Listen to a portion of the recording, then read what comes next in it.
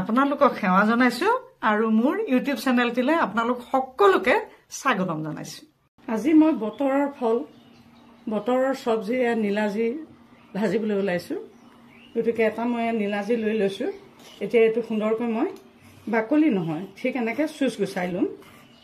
গোটেইটো সুন্দৰকৈ চুচ গুচাই লম এনেদৰে। এইটো চুচ গুচা হৈ গৈছে। এতিয়া মই এইটো পিচ পিচ কৰি লম।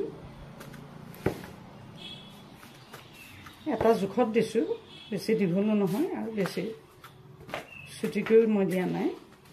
এতিয়া মই এইখিনি ধুই ল'ম। এই ভাজাৰে কাটিম চাওঁ। এইটো ধৰি এনেকৈ কাটি ল'ম। এতিয়া আমি এই পাচলিটো নীলাজি বুলি কওঁ। আপোনালোকে কি বুলি কয় জনাব আকৌ দেই কমেণ্টছত। আপোনালোক যদি মোৰ চেনেলটোলৈ প্ৰথমবাৰ আহিছে এইটো যে টেষ্টি কিটচেন, তেতিয়াহ'লে এইটো যে টেষ্টি কিটচেন প্লিজ ছাবস্ক্ৰাইব কৰি ল'ব, লাইকছ কমেণ্টছ কৰিব আকৌ।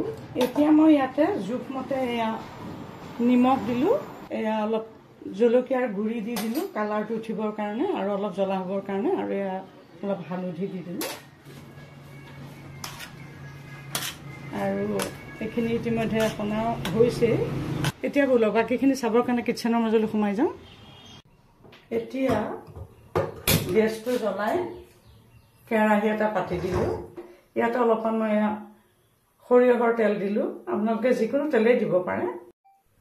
তেলটো গৰম হোৱাত ইয়াতে মই কেইটামান পাঁচফোৰণ দি দিলোঁ। ইয়াতে মই নীলাজিখিনি লাহেকৈ ঢালি দিলোঁ। এক লৰা মাৰি অকণমান মই এতিয়া ইয়াতে কালাৰটোৱে অকণমান উঠিবলৈ ধৰিছে। গেছটো মই এতিয়া মিডিয়াম ফ্লেমলৈ দিলোঁ, হাই ফ্লেমৰ পৰা মিডিয়াম ফ্লেমলৈ ৰাখিলোঁ। ইয়াত কিন্তু পানী দিব নালাগে, যিহেতু ইয়াত পানীটো ওলাই। এতিয়া মিডিয়াম ফ্লেমত ৰাখি দিছোঁ আৰু এনেকৈ মই এখন ঢাকনিৰে ঢাকি খন্তেককৈ দিবলৈ দিছোঁ। এতিয়া ইয়াতে মই অলপ চিলি ফ্লেক্স দি দিলোঁ।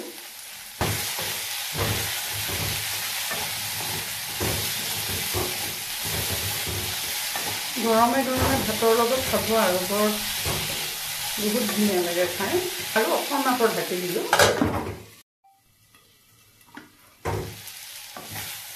চাওক ইতিমধ্যে এইখিনি হৈ গৈছে। এতিয়া মই এইখিনি আস্তেকৈ কাটি ৰাখিম। নীলাজিৰ চব্জি এটা অতি সুন্দৰ ৰেচিপি হয়। এই সুন্দৰ ৰেচিপিটো আপোনালোকে সুন্দৰকৈ বনাই খাব। আৰু এটা নতুন ৰেচিপি লৈ আহি আপোনালোকৰ মাজলৈ আহি আছোঁ। আৰু ভিডিঅ'টো পহিলাৰ পৰা শেষলৈকে চোৱাৰ বাবে আন্তৰিক ধন্যবাদ জনাইছোঁ।